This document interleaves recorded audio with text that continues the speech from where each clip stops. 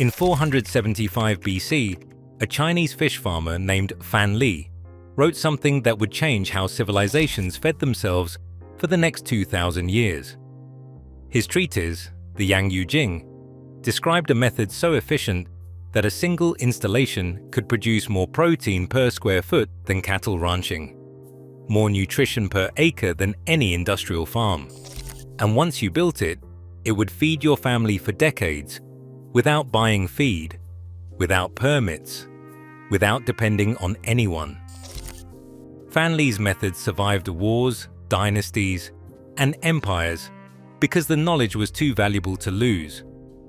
But in America, most people have never heard of backyard pond aquaculture, even though it has fed more humans throughout history than any other protein system on Earth. That silence is not accidental. Today we are building Fan Li's regenerative ecosystem in your backyard. By the time you finish, you will have a self-replicating protein factory that feeds itself, manages itself, and produces more food than your family can consume. And in 10 years, when your neighbors are worried about food prices and supply chains, you will walk out to your pond and feel a calm that no amount of money can buy. But first, you need to understand what happened to this knowledge. Around 3,500 BC, during the Neolithic period along China's Yellow River, farmers noticed something after seasonal floods receded. Fish, specifically carp, were trapped in low-lying areas. If they dug those depressions a little deeper and reinforced the edges with clay, the fish stayed, they thrived, they reproduced, and they could be harvested whenever food was needed. This was not farming yet, this was observation, partnering with what the land already wanted to do. By the Tang Dynasty, around 1600 BC, oracle bone inscriptions reference fishing in the garden, which archaeologists now recognize as managed fish ponds integrated into agricultural plots. The wealthy kept ornamental ponds with golden koi. Peasants maintained working ponds with common carp. Both systems fed people, but only one required permission from authorities. Then, during the Tang Dynasty in the 7th century AD, something unexpected happened that revolutionized aquaculture forever. The emperor's family name was Li, the same name as the common carp, Li Yu. Out of respect, or perhaps superstition, the emperor banned the farming of common carp across the entire empire. Farmers faced a crisis. Carp had been their primary protein source for over 1,000 years. But instead of starving, they innovated. They began raising multiple species in the same pond. Mud carp that fed on bottom sediments, silver carp that filtered algae in the middle water column, grass carp that consumed plants at the surface, bighead carp that ate zooplankton. Each species occupied a different ecological niche. There was no competition, no waste, just a stacked, self-regulating ecosystem that was more productive than anything that had come before. This accidental policy created the world's first true polyculture system. By the time European travelers were documenting Chinese innovations in the 1200s, village fish ponds had become so common that chroniclers described them as a defining feature of the landscape. Some of these ponds were centuries old, still producing thousands of pounds of protein every year, and nobody was adding feed. The ponds fed themselves. That closed-loop ecosystem, the one Fan Li documented in his treatise, and the Tang Dynasty perfected through necessity, never made it to America in any meaningful way. When European settlers arrived, they brought cattle, pigs, and chickens, animals that required constant feeding, fencing, and labor. The idea of an edible pond that managed itself seemed too simple, almost primitive. But it was not primitive, it was elegant biological engineering. By the time the 20th century arrived, backyard ponds in America were considered decorative, not functional. Koi ponds for the wealthy, ornamental fountains, nothing that actually fed anyone. The knowledge had been buried. But in the 1960s, during early concerns about food security, a few researchers remembered. At Auburn University in Alabama, fisheries scientists led by H.S. Swingle began studying those old Chinese methods. They built test ponds, some as small as 1,000 square feet, about the size of a modest above-ground pool. They stocked them with native species like channel catfish and bluegill, using techniques borrowed from ancient polyculture systems. The results were undeniable. Auburn researchers documented yields of up to 350 pounds of fish from ponds of just 1,000 square feet when managed with basic fertilization. To put that in perspective, a quarter-acre of cattle pasture produces about 200 pounds of beef per year and requires constant feeding, veterinary care, and infrastructure. These small ponds produce nearly double the protein, using a tenth of the space with almost zero inputs. The studies were published, cited by a handful of permaculture enthusiasts, and then the momentum stopped. No government subsidies, no extension office programs, no agricultural colleges teaching it at scale. Because the moment you install a productive pond in your backyard, you stop buying meat from the industrial system. And the industrial meat system in America, valued at $200 billion annually, has no incentive to promote backyard protein production. But the knowledge survived, the same way it survived the Cultural Revolution in China, the same way it survived the fall of Rome. Because once you understand the biology, the ecosystem builds itself. Here is how it works. The pond is not just fish. The fish are only one piece of a four-part living system. First, you have the ducks. In traditional Chinese polyculture, waterfowl were always integrated. Ducks are not just livestock. They are the biological managers of your pond. When ducks swim, they stir up bottom sediments, releasing nutrients into the water column. When they defecate, and they do constantly, they are adding nitrogen directly into the ecosystem. That nitrogen feeds algae. The algae feeds zooplankton. The zooplankton feeds small fish. The small fish feed larger fish, and the ducks eat insects, aquatic plants, and occasionally small fish. It is a closed loop where every action feeds something else.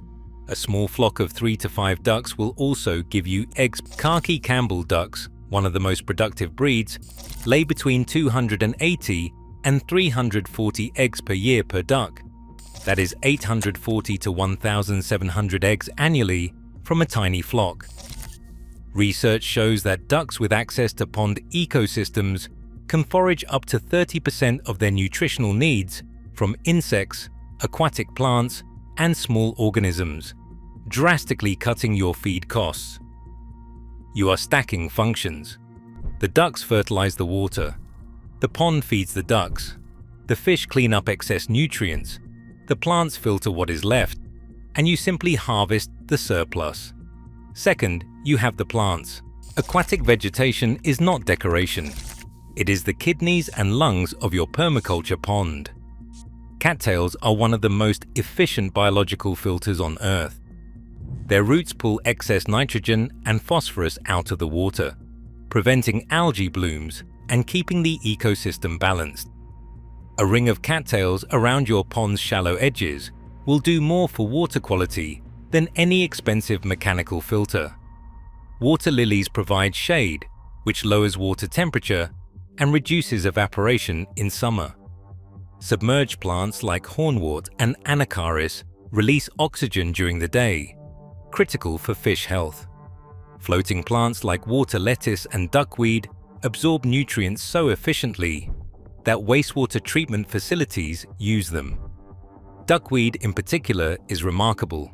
Under optimal conditions, it doubles its biomass in less than 48 hours, and ducks will eat it as fast as it grows, creating a self-renewing food source that costs you nothing. Research into aquaponics, which is essentially polyculture, in a controlled environment, has shown that plants can remove up to 90% of the nitrogen waste produced by fish.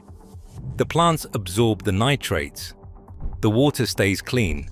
The fish stay healthy. You do almost nothing except observe.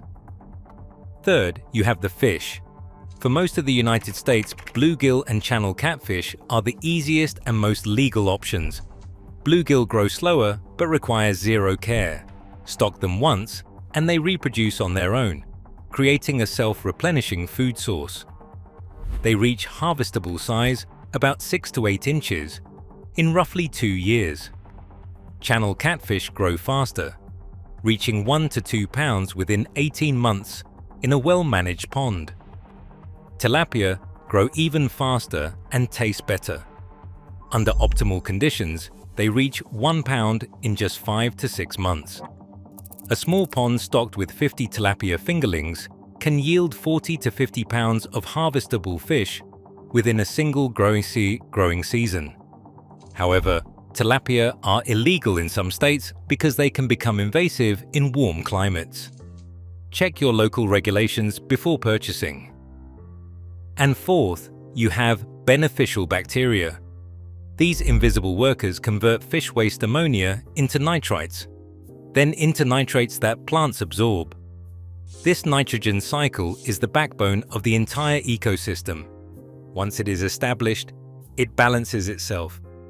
You are not managing a farm, you are stewarding a living system. So how do you actually build this? And more importantly, what does it cost? Let me be specific. For a family-scale homestead protein system, you are looking at a total setup cost of around $400 to $600, depending on whether you dig by hand or rent equipment. That breaks down to roughly $150 to $300 for an EPDM rubber pond liner, $20 to $50 for fingerlings, $30 to $60 for ducklings, and $50 to $100 for plants and minor supplies. Compare that to a decade of buying meat at the grocery store, and you will see why this knowledge has been quietly suppressed. First, choose your location. You want a spot that gets at least 6 hours of sunlight daily, but not full sun all day, which would overheat the water. Choose the lowest point on your property where water naturally collects after rain. If you fight your land's natural contours, you will spend the next decade fighting erosion and drainage. Mark out your pond. For a family-scale setup, you are looking at roughly 10 feet by 15 feet and 4 to 5 feet deep at the center. You can dig this by hand over a weekend or rent a small excavator for a few $100s and finish in an afternoon. Create a shallow shelf about 1 foot deep and 2 to 3 feet wide around the edges. This is your marsh zone where plants will root. The deeper center is where fish will refuge during hot or cold weather. If you have heavy clay soil, you can seal the pond the traditional way. Line it with 6 inches of wet clay, compact it by walking on it, and let it cure. This method has worked for thousands of years. If your soil is sandy or rocky, use an EPDM liner. They last 20 to 30 years and cost about $1 to $2 per square foot. Fill the pond with water. If you are using chlorinated municipal water, let it sit for 1 week so chlorine can evaporate.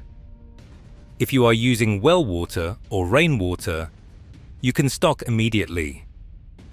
Now introduce life, but in stages. Start with the plants. Plant cattails and irises on the shallow shelves. Add submerged plants like hornwort in deeper sections. Float some water lettuce or duckweed on the surface. Let this sit for 2 to 4 weeks. The plants need time to root, and beneficial bacteria need time to colonize every surface of the pond. After a month, add your ducks. 2 to 5 is ideal for a small pond. They will take to the water immediately, and within days you will see the pond activate. The water will cloud slightly as ducks stir up the bottom. This is normal. This is the ecosystem waking up. After another month, introduce your fish. Stock about 50 fingerlings per 1,000 gallons of water. They will disappear into the depths, and you will not see them for weeks. Do not panic. Do not add more fish. They are there, growing in the cool, dark water. For the first 6 months, you do almost nothing. You watch the ducks. You check water clarity. You pull excess duckweed if it smothers the surface. You top off the water level during dry spells. That is it. No feeding schedules, no chemicals, no interference. The pond is finding its balance. By month 6, you will start to see flashes of silver. Your fish are visible now and growing fast. By the end of year 1, depending on species, you will have fish approaching harvestable size. The ducks will start laying eggs within 5 to 6 months. 3 ducks will give you around 700 to 900 eggs in their first year. That is roughly 60 to 75 eggs per month, more than most families can eat. And this regenerative system will keep running. Year 2, the fish reproduce on their own. If you leave a breeding population, the ducks keep laying, the plants keep filtering. By year 3, you are not managing a project anymore. You are simply harvesting from a living ecosystem that has woven itself into your land. Now let me address something most backyard pond guides ignore. Winter. If you live in a northern climate where ponds freeze, your fish can survive under the ice as long as you maintain a small opening for gas exchange. A simple pond dicer, which costs about $40, will keep a small hole open all winter. Bluegill and catfish enter a dormant state in cold water and survive under ice for months. Tilapia, however, cannot tolerate water below 50 degrees Fahrenheit and must be harvested before winter or brought indoors. Ducks are cold hardy and will continue laying through winter if given shelter from wind. A simple 3-sided coop with straw bedding is all they need. One more thing most guides will not tell you. In most states, ponds under 1 acre do not require permits or government approval. You are simply collecting rainwater and managing it on your own property. However, regulations on fish species vary. Tilapia are banned in cold states because they could theoretically establish wild populations. Catfish and bluegill are legal nearly everywhere. Check your state's fish and game website before purchasing fingerlings. But in most cases, you do not need to ask anyone's permission to build this. This is what Fanli understood 2,500 years ago. This is what the industrial food system has spent a century trying to make you forget. You do not need their supply chains. You do not need to depend on systems that can fail. You need water, sun, a hole in the ground, and the patience to let biology do what it has always done. 10 years from now, your neighbors will be anxious about food prices, about shortages, about instability. You will walk out to your edible pond, cast a line, pull a healthy fish, collect a basket of warm eggs, and feel something most people have forgotten. Sovereignty. Not the loud kind that announces itself, the quiet kind that does not need to. Because you have built something that cannot be taxed, regulated, or taken away. You have built independence.